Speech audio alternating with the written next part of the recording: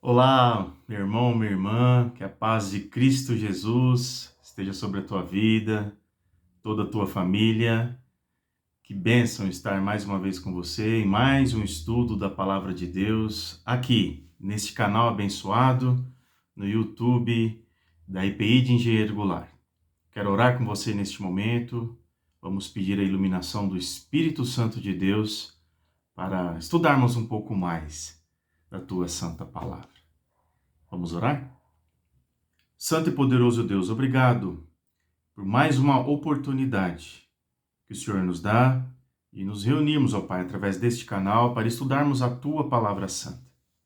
Espírito Santo de Deus, ilumina nossa mente, ó Pai, nosso coração, para compreendermos o Teu recado, o estudo da Tua Palavra, o que Tu quer de nós, ó Pai, o que Tu queres de cada um de nós. Usa-nos, ó Pai. Abra nossa mente, abra o nosso coração. Fala conosco, Pai Santo. Abençoe todos os lares, todas as demandas aqui, ó Pai, representadas dos irmãos e irmãs que nos acompanham, amigos e amigas, ó Pai. Visita cada lar com a Tua bênção, com a Tua paz, com a Tua cura, Senhor, com a Tua salvação, com a Tua presença santa. No nome de Jesus, ó Pai, pedimos a Tua direção. Hoje e sempre, oramos agradecidos. Amém. Continuando, nós estamos dando passos largos aí no livro de Atos dos Apóstolos. Ainda nós estamos no capítulo 9. Estamos falando bastante da pessoa de Paulo, né? Antes Saulo, que se tornou Paulo, o grande apóstolo chamado por Deus, né? Esse encontro que ele teve com Jesus Cristo ali na estrada de Damasco. Atos capítulo 9. Nós já estudamos sobre Paulo o perseguidor, já conversamos sobre Paulo o convertido. Na semana passada, Paulo o missionário. E hoje eu quero brevemente estudar com você a palavra de Deus sobre o seguinte tema: Paulo o perseguido. Já falamos Paulo o perseguidor, Paulo o convertido, Paulo o missionário e hoje Paulo o perseguido. Para isso, eu preciso que você abra sua Bíblia ou consulte ela aí no seu aplicativo. Atos dos Apóstolos, capítulo 9.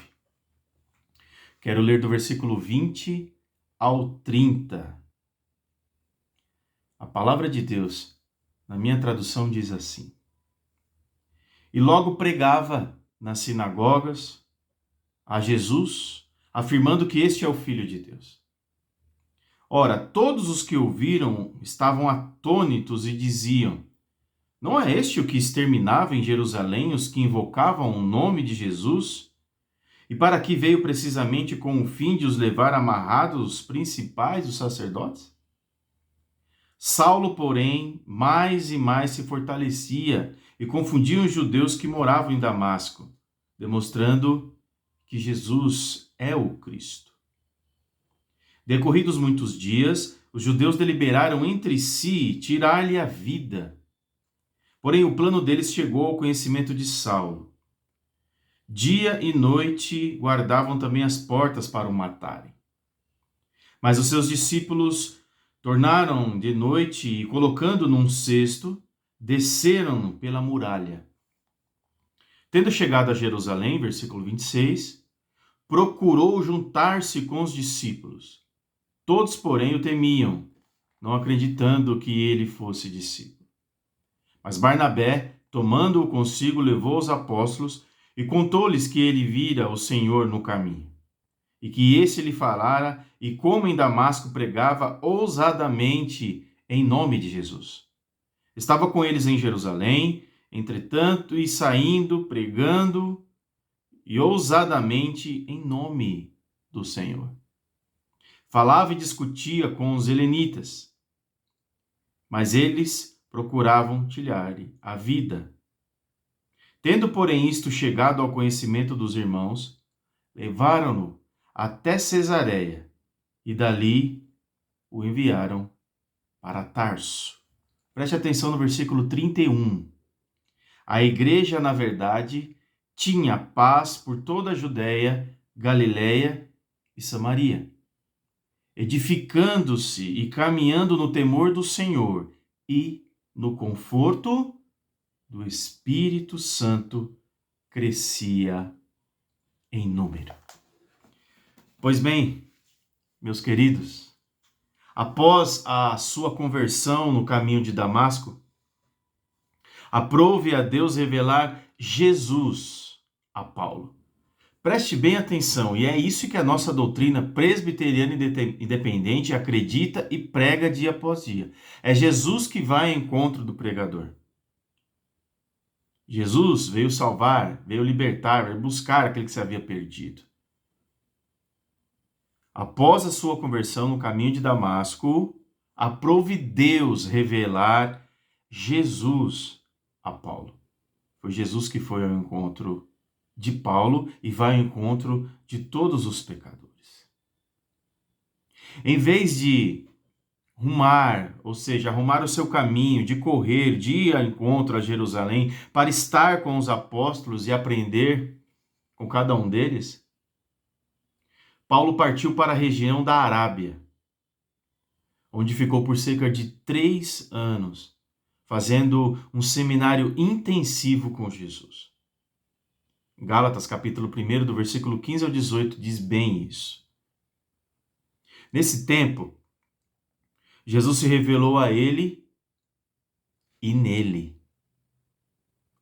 De tal forma que Paulo não aprendeu o conteúdo do seu evangelho como aprendeu as doutrinas do judaísmo aos pés de Gamaliel, mas o recebeu como revelação direta do Senhor Jesus. Que lindo, não, meus irmãos? Revelação direta de Jesus Cristo, o Filho de Deus. Nos 3 anos que Paulo passou na Arábia, certamente ele releu o Antigo Testamento e percebeu que o que Jesus, a quem ele mesmo perseguia, de fato era o Cristo, era o Messias de Deus, o prometido, o ungido, o separado, o Filho amado de Deus. Então, Paulo ele voltou a Damasco e passou a demonstrar, que Jesus é o Cristo. No versículo 22 a gente vê isso. Saulo, porém, mais e mais se fortalecia e confundia os judeus que moravam em Damasco, demonstrando que Jesus é o Cristo, o Messias. Os judeus que moravam em Damasco resolveram matá-lo. E Paulo, ele precisou fugir à noite, muralha abaixo, dentro de um cesto. E a gente leu isso do versículo 23 ao 25. Ele precisou sair escondido de lá.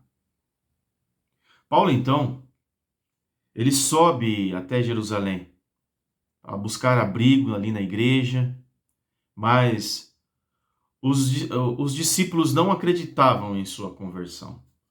Alguns discípulos viam que estava errado. Como assim? Perseguiu os judeus há tanto tempo, lançava ele nas prisões, lançava carta aos sacerdotes para matar, perseguir os cristãos, aqueles que buscavam e serviam a Deus, os do caminho, lembra os que eram do caminho? Custava aos discípulos concordarem ou a ficha deles caírem sobre esta conversão magnífica e transformadora de Paulo através do encontro com Jesus Cristo.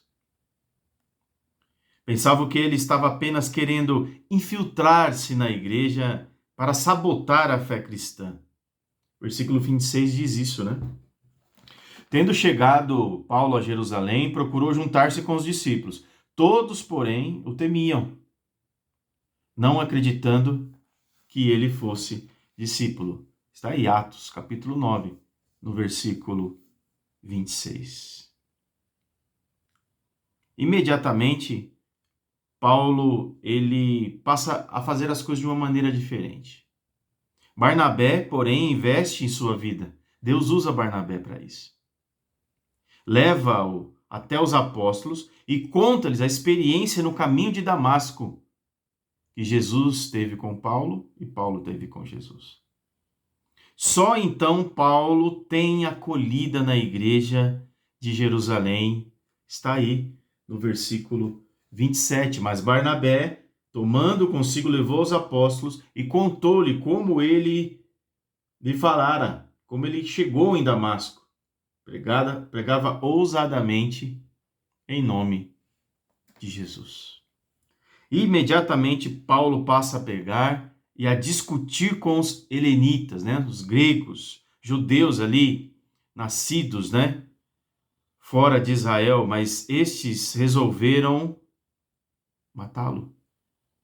Está aí, no versículo 28 e 30. Comunados, em acordo, resolveram matá-lo. Os discípulos se reúnem e dizem a Paulo que ele precisa ir embora. Na verdade, os discípulos o levaram para Cesareia e dali o enviaram à volta à sua terra, chamada Tarso. Versículo 30 diz bem isso. Tendo, porém, isto chegado ao conhecimento dos irmãos, levaram-no até Cesareia e dali o enviaram para a sua cidade de origem, Tarso. Depois que Paulo partiu, a igreja passou a ter paz e a crescer, conforme nós lemos aqui no versículo 31. Concluindo, meu irmão, minha irmã, este breve resumo, estudo que nós tivemos sobre Paulo. Paulo o perseguidor, Paulo o convertido, Paulo o missionário e hoje Paulo o perseguido.